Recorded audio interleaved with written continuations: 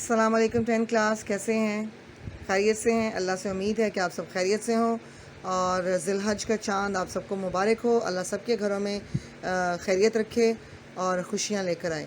یہ آج کا جو آپ کا اردو کا لیکچر ہے وہ اردو گرامر کے حوالے سے ہے۔ یہاں آپ کی آج میں نے تفہیم نمبر 4 کے سوالات و جوابات آپ کے لیے لکھے ہیں تاکہ آپ کو اچھے طریقے سے سمجھ آ جائے۔ یہ صفحہ نمبر 119 پر ہے۔ ریڈنگ آپ لوگ اس کی خود سے کر لیجئے گا۔ یہ ٹیپو سلطان، سراج الدولہ یعنی مسلمان حکمرانوں کے بارے میں ہے جو انگریز دور میں انگریزوں اور ہندوؤں کے خلاف کھڑے رہے تھے اور انہوں نے کتنی سخت کوششیں کی تھیں، لیکن بہت سے ان کے اپنے ہی دور میں اپنی حکومتوں میں جو غدار تھے ان کی وجہ سے ان کو شہید بھی کر دیا گیا، اور پھر کیسے علامہ اقبال اور قائد اعظم جیسے رہنما ہمیں ملے، یہ سب آپ کو اس پیراگراف میں بتایا گیا۔ اس کو ذرا دھیان سے پڑھیے گا۔ خلاصہ اس کا میں آپ کو بتا رہی ہوں کیونکہ پہلا سوال ہی اس کے بارے میں یہ ہے کہ سراج الدولہ اور ٹیپو سلطان کے بارے میں ایک پیراگراف لکھیں۔ یہ آپ کو اس میں پورا نہیں ملے گا، اس لیے میں نے یہ خود سے آپ کو لکھ کے دیا ہے۔ بنگال کا حکمران سراج الدولہ، تھوڑا بلر ہو گیا، رک جائیں۔ بنگال کا مسلمان حکمران سراج الدولہ انگریزوں کا سخت مخالف تھا اور انہیں برِ صغیر سے نکال دینا چاہتا تھا۔ کہاں کا حکمران تھا؟ بنگال کا۔ بہت بڑا صوبہ تھا ہندوستان کا، اور اپنے ارادوں میں وہ کامیاب ہو جاتا، لیکن اپنے ایک وزیر میر جعفر، شاید آپ نے یہ نام سنا ہو، غداروں میں سب سے بڑا نام میر جعفر کا لیا جاتا ہے۔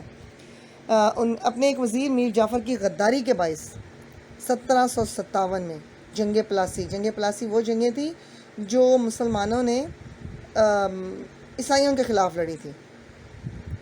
میر جعفر کی غداری کی وجہ سے 1757 میں جنگ پلاسی کے موقع پر انگریز جرنیل لارڈ کلائیو کے مقابل لڑتا ہوا شہید ہو گیا۔ کون؟ سراج الدولہ۔ سلطان ٹیپو میسور کا حکمران تھا، اور یہ بہادر حکمران بھی اپنے وزیر میر صادق اور ہندو دیوان پورنیا کی غداری کی وجہ سے 1799 میں میسور کی جنگ میں انگریزوں کے خلاف لڑتا ہوا شہید ہو گیا۔ یہ بہت بہادر جرنیل تھے، مسلمانوں کے لیے بہت عرصے تک جد و جہد کرتے رہے۔ یہ کامیاب بھی ہو جاتے اگر انہی میں سے مسلمانوں میں سے غدار ان کے ساتھ غداری نہ کرتے تو۔ اگلا سوال ہے آپ کا، 1857 کی جنگ آزادی کے علم برداروں کا کیا نقصان ہوا؟ مختصر تحریر کریں۔ آزادی کے علم برداروں کا جو نقصان ہوا اس کا اندازہ لگانا مشکل ہے۔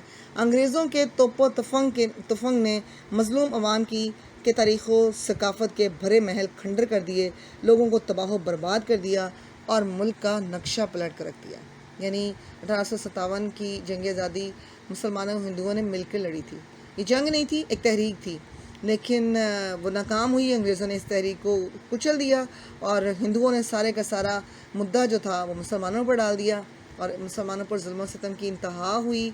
ان کا قتل و غارت کیا گیا، ان سے زمینیں، جائیدادیں، پراپرٹی سب کچھ چھین لیا گیا، مسلمانوں کا بہت زیادہ نقصان کیا گیا۔ اگلا سوال ہے، علامہ اقبال مرحوم کے خواب سے کیا مراد ہے؟ تصور پاکستان، اقبال کا خواب جو ایک زندہ تعبیر کی شکل میں ہمارے سامنے موجود ہے۔